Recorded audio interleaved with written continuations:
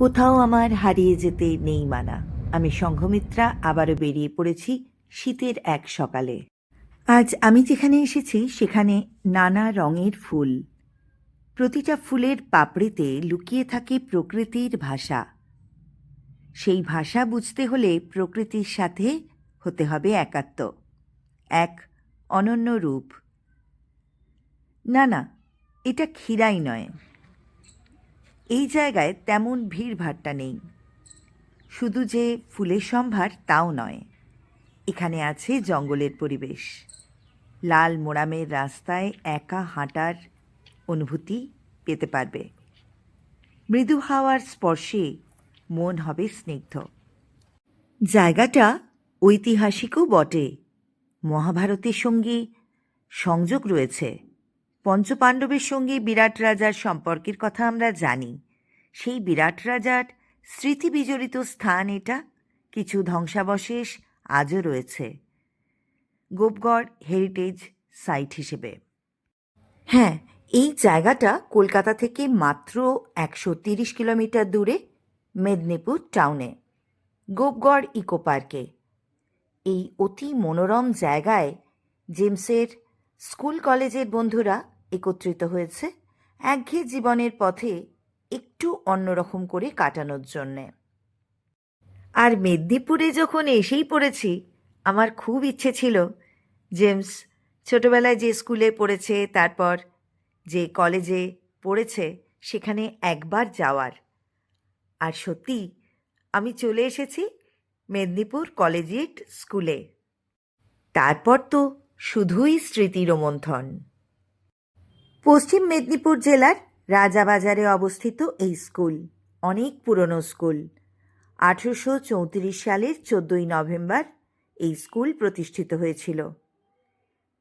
এই স্কুল ঐতিহাসিক ও অন্যতম প্রাচীন বালক বিদ্যালয়।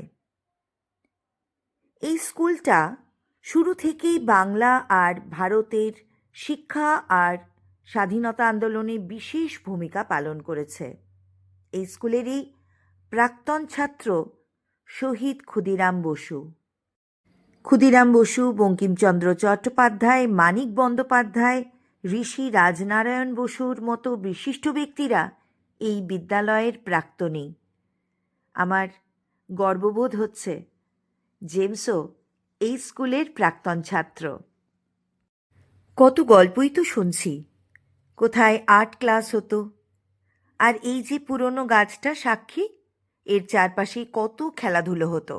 আরও একজনের কথা না বলে পারছি না, যার নাম এই স্কুলের সাথে ওতপ্রোতভাবে যুক্ত। তিনি হচ্ছেন বিপ্লবী স্বাধীনতা সংগ্রামী বিমল দাশগুপ্ত। স্কুল থেকে বেরিয়েই ঠিক পাশেই চলে এলাম মির্জাপুর কলেজে। এটা মেদিনীপুরের সবচেয়ে পুরনো কলেজ। বাইরে থেকেই দেখলাম। এবার আমরা চলে যাব গোপগড় ইকো পার্কে। এই ইকো পার্কের ভেতরে কেউ পিকনিক করতে চাইলে আগে থেকে স্পেস বুকিং করতে হয়। বিভিন্ন দামের স্পেস পাওয়া যায় এখানে। জেমসের বন্ধুরা সেই ব্যবস্থা আগেই করে রেখেছে। আমরা 10 টাকা করে পার হেড টিকিট কেটে ঢুকে পড়লাম। গাড়ির জন্য 40 টাকা। ভিতরে ঢুকেই কিন্তু একটা জঙ্গলের আমেজ।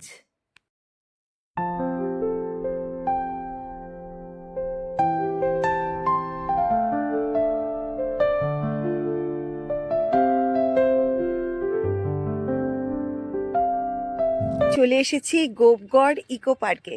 আজকে এখানে আমাদের রিইউনিয়ন। জেমসের সমস্ত বন্ধুবান্ধবরা আর কিছুক্ষণের মধ্যেই এসে পড়বে। কলকাতা থেকে আমরা সবার প্রথমে এসে হাজির।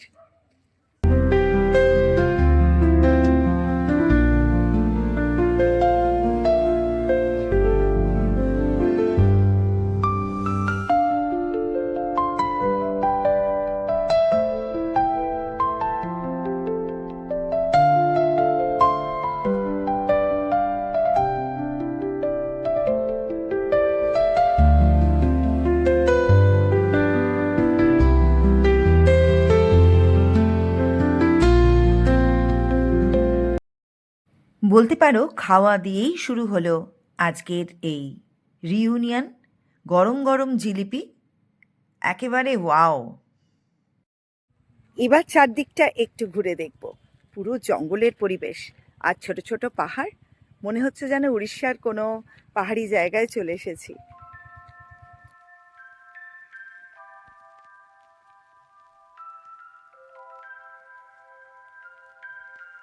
আবার কখনো বা একদম অন্যরকম লাগছে, মনে হচ্ছে রাঙামাটির দেশে চলে এসেছি। সাধারণত বীরভূম, বাঁকুড়া, পুরুলিয়া, রাঢ় অঞ্চলে এরকম লাল মাটি দেখা যায়, কিন্তু এই জায়গাটায় একদম মনে হচ্ছে শান্তিনিকেতনের রাস্তায় হাঁটছি। ছোট ছোট টিলা, শুকনো গাছের পাতা ছড়িয়ে রয়েছে চারিদিকে। শীতের বিদায় বেলা। আমরা এখন যাচ্ছি গোপগড় হেরিটেজ সাইটে। বিরাট রাজার প্রাসাদের যে ধ্বংসাবশেষ আছে সেই দিকটায়। সবুজের মধ্যে দিয়ে বন্ধুদের সাথে হাঁটা, পুরানো সেই দিনের কথা। শুধু সময় থেমে থাকেনি, কিন্তু বন্ধুরা তো আজও পাশে আছে, এটাই বা কম কি। হলুদ আর কমলা বিশাল বিশাল সাইজের গাঁদা ফুলের রাজ্যে চলে এলাম। এখান থেকে দাঁড়িয়েই যেটা চোখে পড়বে, একটা ধ্বংসাবশেষ মাত্র। বিরাট রাজার স্মৃতি বিজড়িত এই স্থান। লোকশ্রুতি অনুযায়ী সেই মহাভারতের সময়কার নির্মাণ। ছোট ছোট ইঁট আর পাথর দিয়ে তৈরি। মনে করা হয় এই ভগ্নাবশেষ বিরাট রাজার গোশালা ছিল। বেশ লাগলো কিন্তু এই ঐতিহাসিক জায়গাটা দেখতে, আর একটা অন্যরকম অনুভূতি। এরপর আমরা 4 বান্ধবী মিলে ইকো পার্কের বাকি অংশটা ঘুরতে শুরু করলাম। তাহলে বাকি পোর্শনটায় কি কি রয়েছে চলো দেখে নিই।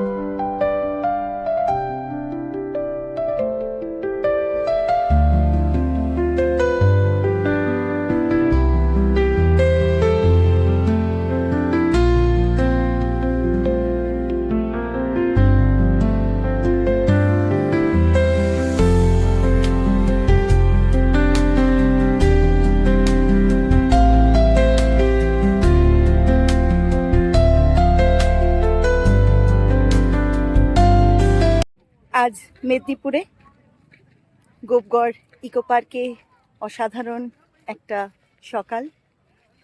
শীতের মিষ্টি হাওয়া, একেবারে রোদ ঝলমলে দিন।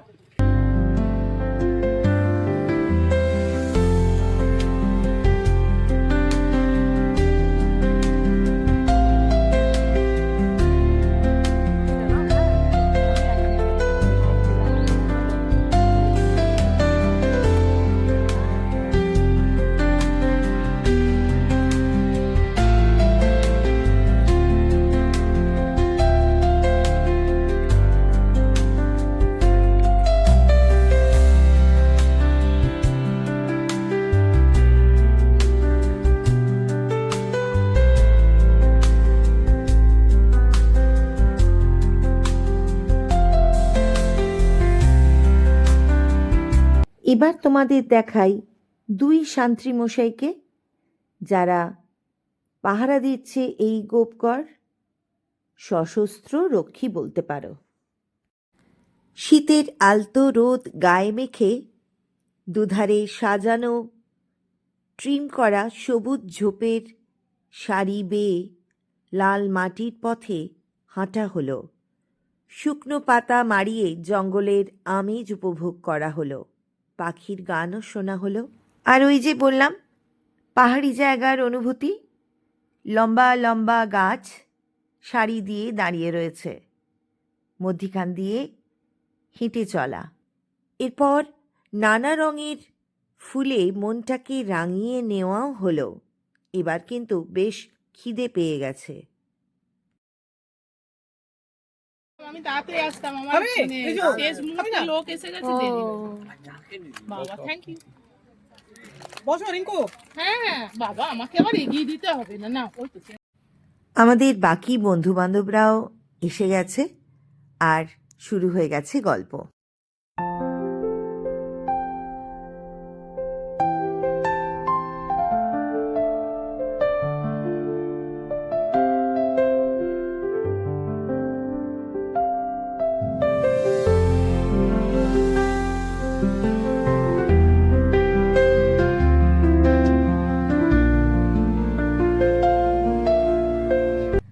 হালকা জঙ্গল দিয়ে ঘেরা চারিদিক, তার মধ্যেই আমরা বসে বসে গল্প করছি। জমে উঠেছে আমাদের এবারের মিটিং। ইটিং মানেই ইটিং, তাই ইটিংয়ে আমাদের কি কি রয়েছে সেটা আজকে দেখে নিতে হবে। গাছের ছাওয়ায় একদম শান্ত পরিবেশে আমাদের রান্নাবান্না হচ্ছে। মাটন রান্না অলমোস্ট কমপ্লিট, তার সাথে রয়েছে ফিশ ফ্রাই, গরম ভাত, খবরের কাগজ চাপা দিয়ে রাখা হয়েছে যাতে ধুলোবালি ময়লা না পড়ে, চিকেন, এখানে রয়েছে ডাল, তার সাথে রয়েছে এই যে বড় গামলাটায় রয়েছে বাঁধাকপির তরকারি, আর একদম সাইডের ছোট বাটিতে রয়েছে চাটনি, এই যে বাঁধাকপির তরকারি।